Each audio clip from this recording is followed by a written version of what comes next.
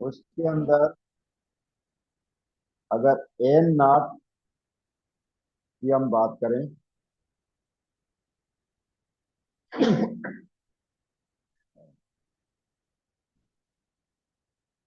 तो N not हमारा क्या हो सकता है? ग्रेटर देन आर इक्विवेलेंट, नहीं, इक्विवेलेंट तो हम नहीं कर सकते इसको। ग्रेटर देन जीरो अगर एन होगा, एन की वैल्यू जीरो से बड़ी करें तो जो हमारा जिया फ्रेम था वो सही काम करना शुरू कर सकता है। ठीक है जी। ठीक है, हमने जो इंटीजर नंबर थे उसके लिए ट्राई किया, उसमें तो बिल्कुल सही बिहेवियर दे रहा था। फिर हमने एन की वैल्यू 1/2 कर दी, वहां पर हमने देखा वहां पर भी उसका बिहेवियर ठीक है। फिर अगर 1/4 करें, 1/8 करें, तो भी ये है कि उसमें जो एफ ऑफ एन है वो टाइम कम लगाएगा, जी ऑफ एन उससे थोड़ा सा ज्यादा ही टाइम लगाएगा।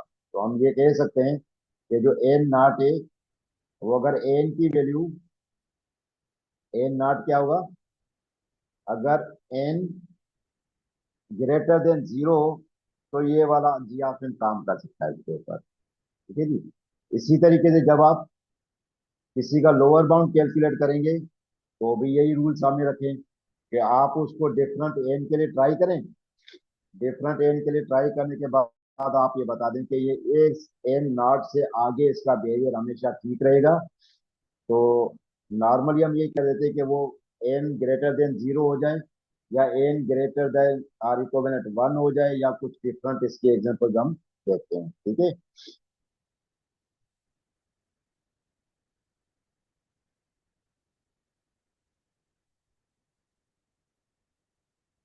अच्छा, तो एक और चीज देखते हैं, अगर मेरे पास वाली स्लाइड पड़ी हुई है तो।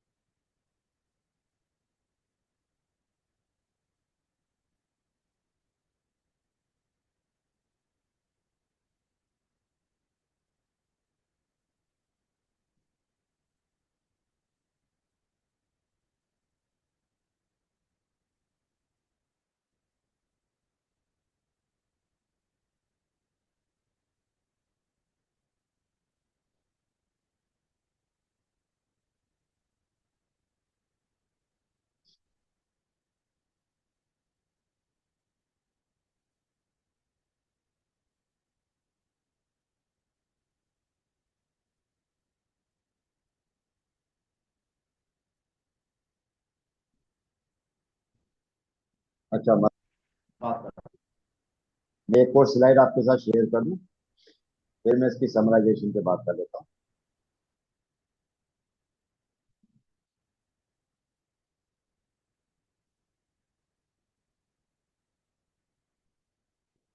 सिर्फ एक में स्लाइड मेरे पास ओपन है, उसको मैं शेयर कर दूं।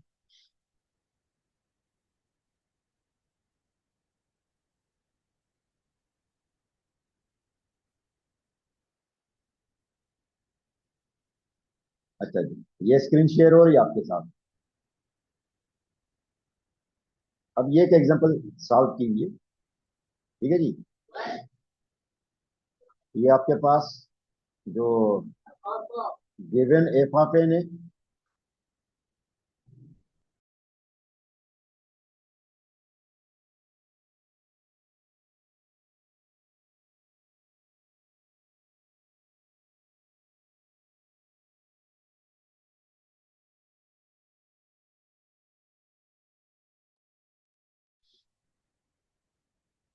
अच्छा, तो ये एफ ऑफ एन है, इसका लोअर बाउंड कैलकुलेट करना है। इसका मकसद क्या है कि इसका बिग ओमेगा हमें चाहिए। ठीक है, तो एक टेक्निक ये है इसकी। ठीक है, एक टेक्निक ये। अब इसमें क्या टेक्निक है देखें। वो तो तरीकेकार हमने बिल्कुल सिंपल सा किया था, बिल्कुल नए अप्रोच के जी। आप अपनी तरफ से कोई भी एफ ऑफ एन का जी ऑफ एन ले लें, सिर्फ उसको प्रूव कर दें कि ये इससे बड़ा है या इससे छोटा है, बस आपका काम हो जाएगा। लेकिन एक सिस्टमेटिकली अगर आप इसको कैलकुलेट करें तो ये भी तरीका हो सकता है कि जब हम लोअर बाउंड कैलकुलेट कर रहे हैं तो एक हमें सी चाहिए होता है, एक हमें एन नॉट चाहिए होता है। ठीक है? ये दो चीजें चाहिए होती हैं। तो अब इससे जो छोटे फंक्शन हो सकते हैं वो हमारे क्या हो सकते हैं। ये ए टेन स्क्वायर है, याद रखिएगा, ए टेन स्क्वायर है। ए टेन स्क्वायर प्लस 2n-3। तो इससे जो छोटा फंक्शन है वो तो ये भी हो सकता है, 6n, 6n square, 5n square, 4n square, पता नहीं कितने सारे ऐसे लोअर बाउंड फंक्शन डायरेक्ट आप कैलकुलेट लिख सकते हैं। लेकिन प्रूव कैसे करेंगे, तो हम कोशिश करते हैं कि इसी जो एफ ऑफ एन एसी के अंदर से डायरेक्ट जवाब निकालने, अलग से हमें ढूंढने की जरूरत ना पड़े। तो इसका तरीकेकार ये होता है कि सबसे पहले आप ये देखें, ये प्रूव करें कि देखें F of N A ten square था प्लस 2n-3। अगर इसमें से ये बीच वाली टर्म निकाल दे, हमने 2n निकाल दिया, तो अब क्या रह जाएगा, ए टेन स्क्वायर -3। तो अब सिर्फ क्या है, क्या ये ए टेन स्क्वायर प्लस 2n-3 बड़ा है ए टेन स्क्वायर -3 से? बिल्कुल बड़ा है, क्योंकि इसमें 2n कुछ ना कुछ कंट्रीब्यूट कर रहा था। अब इसके अंदर 2n है ही नहीं।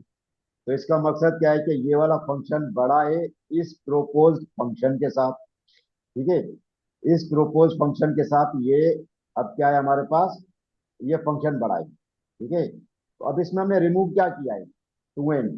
अगर मैं ये कहूं कि अगर यही फंक्शन में रहने दूं, अगर यही मैं जी ऑफ एन कहता हूं, यदि ये मेरा क्या है, ये मेरा जवाब है, तो इसको प्रूव कैसे करेंगे कि ये इस एन की वैल्यू के लिए ये बात सही है। तो यहां से हम देखेंगे, यदि हमने रिमूव क्या किया है, 2n को। अब देखें 2n को जब हमने रिमूव किया तो 2n की एग्जम्पशन क्या थी कि 2n की जो भी ये कुछ पार्टिसिपेट कर रहा था वो जीरो से ज्यादा पार्टिसिपेट कर रहा था। मतलब क्या था कि अगर ए टेन स्क्वायर है, इसका अपना जो भी सम आएगा तो प्लस 2n करेंगे तो ये भी कुछ ना कुछ नंबर तो ऐड कर रहा होगा, चाहे 2 नंबर ऐड कर रहा है, 1 नंबर ऐड कर रहा है, 5 नंबर ऐड कर रहा है, 10 कर रहा है। तो ये कुछ ना कुछ तो ऐड कर रहा था, जो कि ऐड कर रहा होगा वो तो क्या है, जीरो से तो बड़े ही होंगे।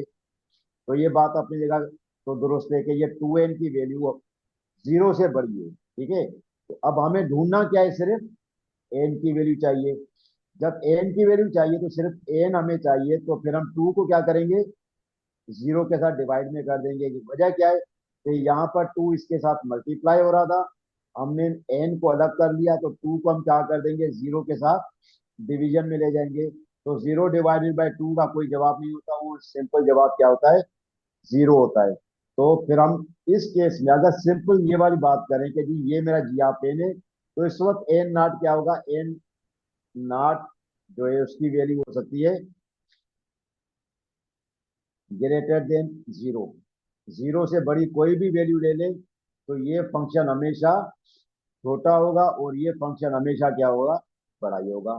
तो ये भी हम कर सकते हैं। लेकिन अगर इससे थोड़ा सा हम डिटेल में जाते हैं कि हम चाहते हैं कि ये एन की वैल्यू जीरो ना हो, तो थोड़ी सी हम ये चाहते हैं कि कोई कोई रियलिस्टिक नंबर आए हमारे पास, तो इसको थोड़ा सा हम एक्सटेंड कर सकते हैं। ठीक है, एक्सटेंड हम कैसे कर रहे हैं, ये सारी चीजें मैं मिटा रहा हूँ यहाँ से। ठीक है, ये मैं रिकॉर्डिंग कर रहा हूँ ऑलरेडी, बाद में आप इसकी रिकॉर्डिंग भी सुन सकते हैं सुकून से, बार बार आप सुन सकते हैं।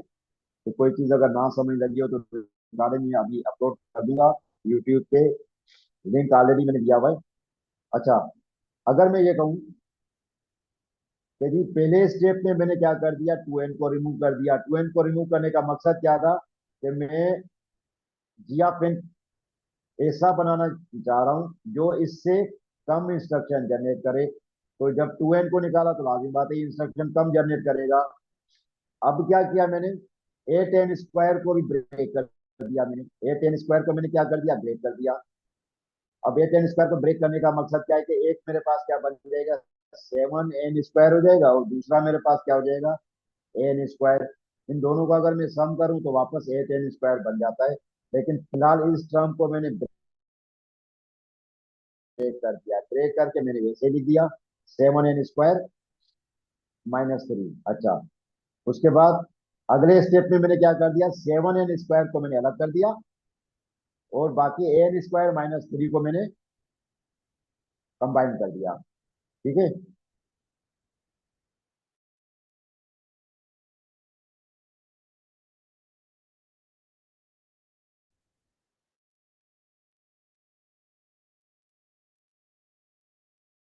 सही है। जो एक ठीक है, तो लेकिन 7n स्क्वायर तक पहुंचने से पहले मुझे क्या करना पड़ा, an स्क्वायर -3 को भी रिमूव करना पड़ा। अब देखें सेकंड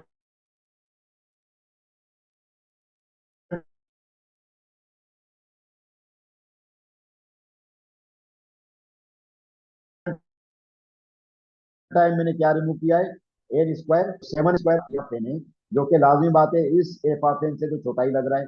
कैलकुलेट करके आप चेक कर सकते हैं, वेरीफाई भी कर सकते हैं। कैसे वेरीफाई करेंगे, अब सिर्फ एक स्टेप रह गया है, उसको हम देखते हैं कि वेरीफाई कैसे कर सकते हैं। अच्छा, जब भी हमने रिमूव किया तो फिर इसको सॉल्व करते हैं। देखिए,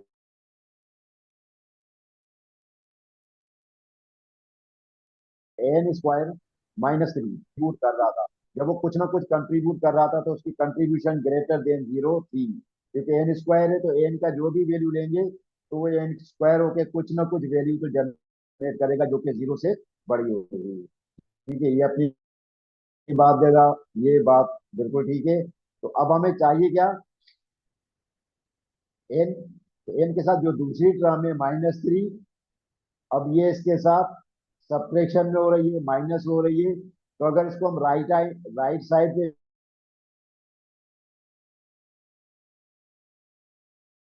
भेज देंगे तो राइट साइड पर जल्दी हो जाएगा। ठीक है जी।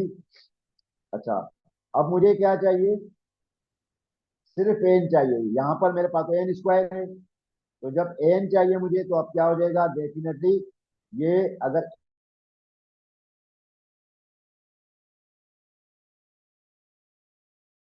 एन में कर देता हूँ तो यहाँ स्क्वायर तो यहाँ पर क्या हो जाएगा, स्क्वायर रूट में चला जाएगा। तो अगर हम एन का स्क्वायर रूट ले लेते हैं, अब एन का स्क्वायर रूट 0 से बड़ा होगा। जो भी आप एन की वैल्यू ले लें, जो भी आप एन की वैल्यू ले लें,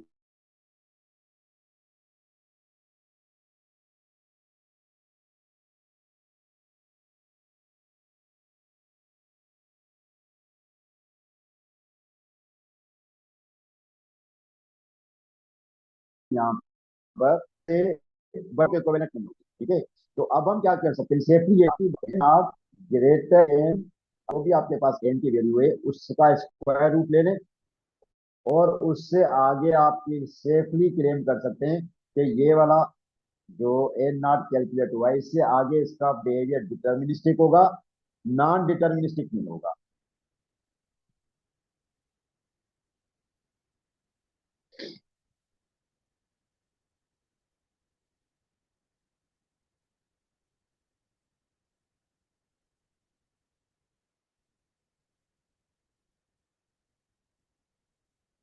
हाँ मतलब आप सही कह रहे हैं, देखें a10 स्क्वायर,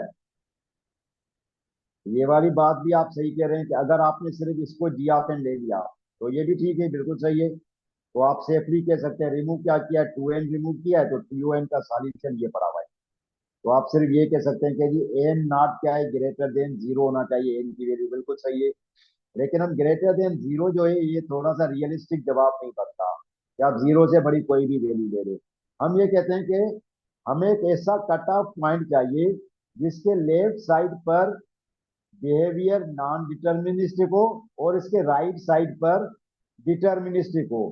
अब अगर मैं 0 कर देता हूं तो 0 से बड़ा हो, इसका मकसद क्या है कि एन की वैल्यू अगर मैं 0 कर दूं तो ये नॉन डिटर्मिनिस्टिक बिहेवियर करेगा, फिर तो बात गलत हो जाएगी ना। देखें, यहाँ पर क्या हो जाएगा, अगर एक एन स्क्वायर कर देता हूँ, एन की वैल्यू 0 कर देता हूँ तो क्या हो जाएगा, 0 का स्क्वायर 0 हो जाएगा, 8 इंटू 0, यहाँ जवाब 0 आ गया। फिर क्या हो जाएगा, 2 इंटू 0, ये भी टर्म 0 हो जाएगी। तो 0 से -3 करेंगे तो ये क्या हो जाएगा, -3 जवाब आएगा। तो ये -3 कोई इंस्ट्रक्शन जनरेट तो नहीं होती ना। इंस्ट्रक्शन जब भी जनरेट होती है तो वो कोई ना कोई नंबर आपको देता है, और वो लाजिम बात है पॉजिटिव साइड का कोई नंबर होता है, नेगेटिव तो नहीं हो सकता। तो इसलिए हम ये नहीं कह सकते कि greater than zero is a good answer. जवाब सही है, लेकिन सही जवाब हम कह सकते हैं कि वो नहीं है। लेकिन अगर मैं ये कहूं कि एन का स्क्वायर रूट जो होगा उससे आगे क्या होगा, वो सही बिहेवियर होगा। लेकिन एन के स्क्वायर रूट से पीछे आप जाएंगे तो वो माइट भी के जवाब सही ना हो, जी ऑफ एन ठीक ना हो, उसका जो बिहेवियर है वो नॉन डिटर्मिनिस्टिक हो सकता है। तो ये दोनों चीजें हमें बताने की जरूरत पड़ती है। लेकिन आपके इस केस के अंदर अगर मैं कहता हूं कि जी ये ठीक था, बिल्कुल सही है, तो हमने इसको 2n को प्रूव किया, 2n का जवाब क्या आ गया, 0। तो फिर इसका ये वाला तो हमें नहीं पता लग रहा है ना कि नॉन डिटर्मिनिस्टिक कहां पर होगा।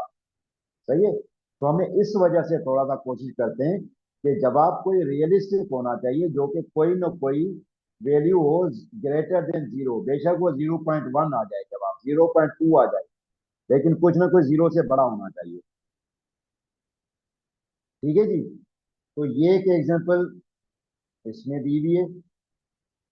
और फिर इसको अगर हम आगे देखें तो सॉरी, दूसरी एग्जांपल अपर बाउंड कैलकुलेट करने के लिए भी दी हुई है। ठीक है जी। तो ये भी जो स्लाइड है ये मैं अपलोड कर दूंगा आपके पास, आप इसको देख सकते हैं। ठीक है। तो ये बेसिक छोटा सा हमारा कॉन्सेप्ट था कि जी हम जो एसिम्प्टोटिक नोटेशन है उसको समझते कैसे हैं। अब इसकी डिफरेंट एग्जांपल भी जब हम मिड के बाद आएंगे, क्योंकि ये टॉपिक मिड में शामिल नहीं है, ये याद रखिएगा। मिड में चीजें वो शामिल है जो पहले मैं लिखवा चुका हूँ।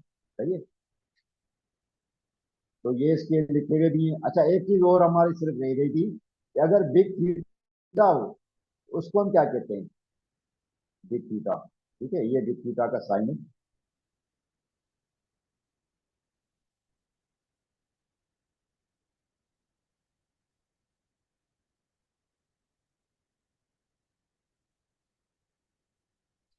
अच्छा, हम जो पेपर में जो हम बात कर चुके हैं कि ब्रूट फोर्स है या फिर हमारे पास जो दूसरी कोई डिजाइन अप्रोच है, उसके कोई एल्गोरिदम आपके पास होंगे जिसका ड्राई रन करना है। एक तो ये पार्ट हो सकता है ड्राई रन का, आपको पता होना चाहिए। ठीक है।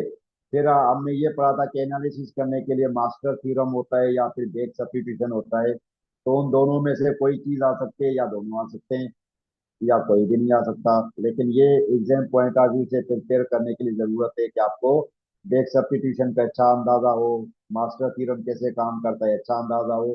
इसको याद खुद करना है, पेपर में ये चीजें नहीं दी आती। पेपर में सिर्फ आपको एल्गोरिथम दिया जाता है। मास्टर थ्योरम की वो जो तीन कंडीशन थी या तीन उसके केसेस थे, वो हम नहीं देते, वो आपको नहीं खुद याद रखेंगे कि मास्टर थ्योरम अगर आप सॉल्व कर रहे हैं तो उसके तीन केसेस क्या हैं। इफ जो लिखा हुआ था कि A greater than B power D A equivalent B power D या A less than B power D तो उसके लेफ्ट साइड पर क्या क्या उसके फंक्शन थे, ये आपने खुद याद रखना है। ठीक है। फिर दूसरा हमने ये देखा था कि ग्रोथ ऑफ फंक्शन जो होता है कि हम ग्राफ बनाते हैं गिवन एफ ऑफ एन का, तो एफ ऑफ एन का ग्राफ कैसे बनता है ये भी पता होना चाहिए। फिर उसके बाद फिर जो था कि जो ग्रोथ, ये जो जो कॉम्प्लेक्सिटी क्लास है वो असेंडिंग या डिसेंडिंग आर्डर में लिखना ये आपको आना चाहिए। ठीक है, तो उसको हम कैसे लिखते हैं। सही है जी। तो ये कुछ मेन चीजें थी जो हमने पिछली क्लास में मैंने आपको लिखवा दी थी कि ये वाले टॉपिक हमारे मिड टर्म के अंदर शामिल है। तो यही चीजें अभी मैंने बात कर दी। अच्छा, सिर्फ आखिरी चीज हमारी रह गई थी कि देखें, जिस तरह हमारे पास सिलेक्शन सार्ट है, सिलेक्शन सार्ट एक ऐसा एल्गोरिथम है जो कि ब्रूट फोर्स का है। ठीक है। उसका अगर बेस केस अगर हम बात करें तो बेस केस भी अगर हमारे पास इंसर्शन साथ है, सिलेक्शन साथ नहीं है, लेकिन बहरहाल उसका क्या है, उसका टाइम एन स्क्वायर है बेस के लिए भी, एवरेज के लिए भी क्या है, एन स्क्वायर है, और वर्स्ट के लिए भी उसका जो टाइम है वो एन स्क्वायर है। तो इसका कोई बेस्ट केस, वर्स्ट केस या एवरेज केस एग्जिस्ट नहीं करते, मतलब इस तरह के एल्गोरिदम का। या फिर दूसरे लफ्जों में ये कहें कि कोई एक ऐसा एल्गोरिदम, कोई भी एल्गोरिदम हो सकता है, एल्गोरिदम ए बी सी, जिसका बेस केस भी वही टाइम लेता हो, एवरेज केस भी वही टाइम लेता हो, और वर्स्ट केस भी वही टाइम लेता हो, तो उसको हम बिग थीटा से रिप्रेजेंट करते हैं। ठीक है, बिग थीटा से सिर्फ। तो बिग थीटा, अब ये लिखना कैसे होता है देखें। Zero less than or equivalent G of N, जो कि इसका लोअर बाउंड आप कह रहे हैं, लेकिन वो भी उसी के बराबर होगा, इक्विवेलेंट दिया हुआ है। फिर क्या होगा, एफ ऑफ एन। ठीक है, और उसके बाद कौन सा होगा, एक और जी ऑफ एन होगा, ये वाला जी ऑफ एन। लेकिन ये हमें पता है कि सबका जवाब क्या है। अगर क्वाड्रेटिक टाइम वाला एल्गोरिथम है तो सबका टाइम क्या है, एन स्क्वायर है। तो इसमें कोई फर्क नहीं पड़ेगा। तो हम नॉर्मली हम ये लिख देते हैं कि ये जो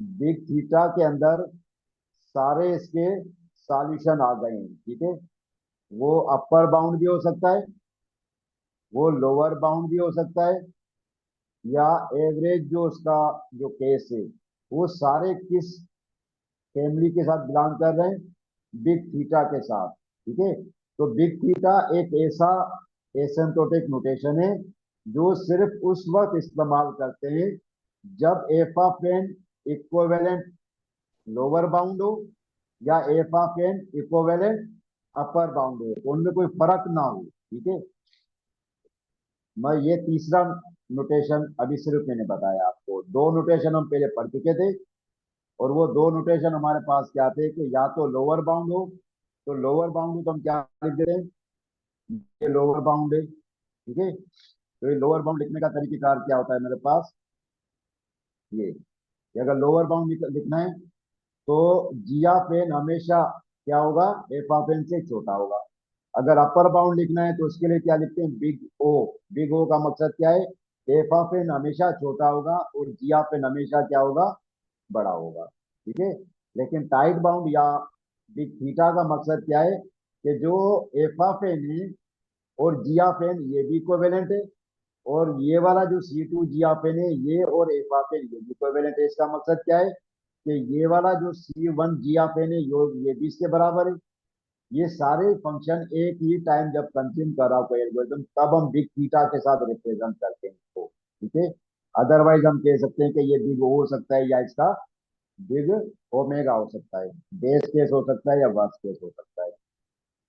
तो ये एक एक्स्ट्रा बात स्लाइड में लिखी हुई थी तो मैंने बता दिया आपको।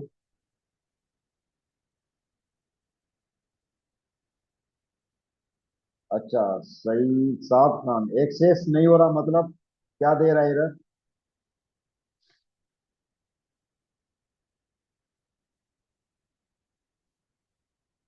जी साहब, आपने वो यूट्यूब चैनल का लिंक आप कह रहे हैं एक्सेस किया है, तो क्या प्रॉब्लम आ रहा है।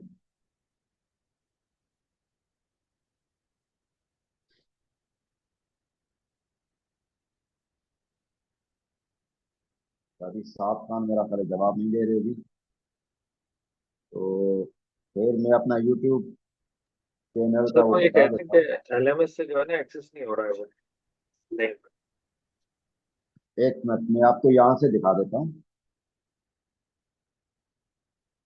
यहाँ से दिखा देता हूँ, फिर आप उसको खुद भी आप सर्च कर सकते हैं, कोई ऐसी बड़ी बात नहीं है, मिल जाता है ये भी।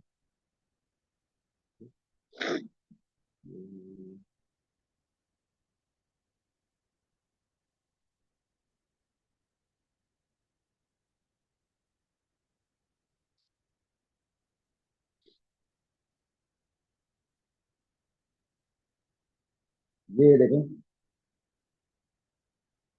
ये मेरे इस नाम से ये चैनल बना हुआ है, इफ्तिखार उस समी के नाम से। ठीक है, इसकी प्लेलिस्ट के अंदर देखेंगे तो ये D double A D C M A D C M A बहुत सारे जो कोर्सेज में कुछ उसके वीडियोस बनाई हुई है तो वो इस पे डाली हुई है। तो आप डी डबल ए देखेंगे तो उसमें आपको ये चीजें मिल जाएंगी। तो अगर आप इससे भी सर्च कर लेते हैं इफ्तिखारुल समी, वो भी आपको ये मिल जाएगा, ठीक है। अदरवाइज मैं, मुझे नहीं पता बाकी भी कोई अगर चेक करके दे। प्राइवेट तो नहीं है, ये तो पब्लिक है रिपॉजिटरी, मेरी प्राइवेट तो नहीं।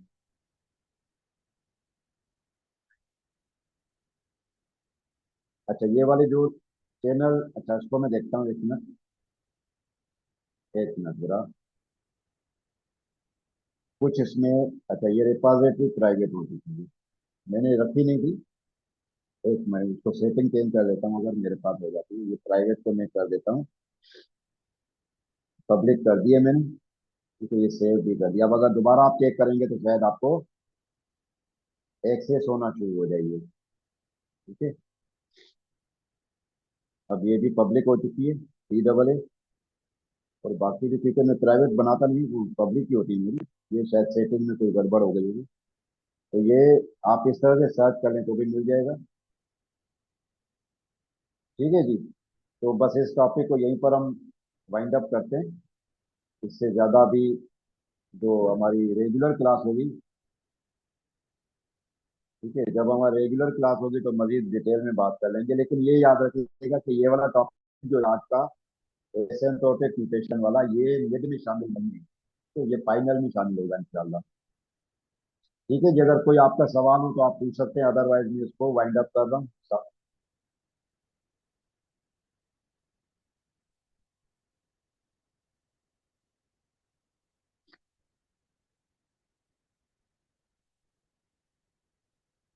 जी कोई सवाल नहीं है। चलें ठीक है, okay. Wish you good luck भाई। अल्लाह हाफिज।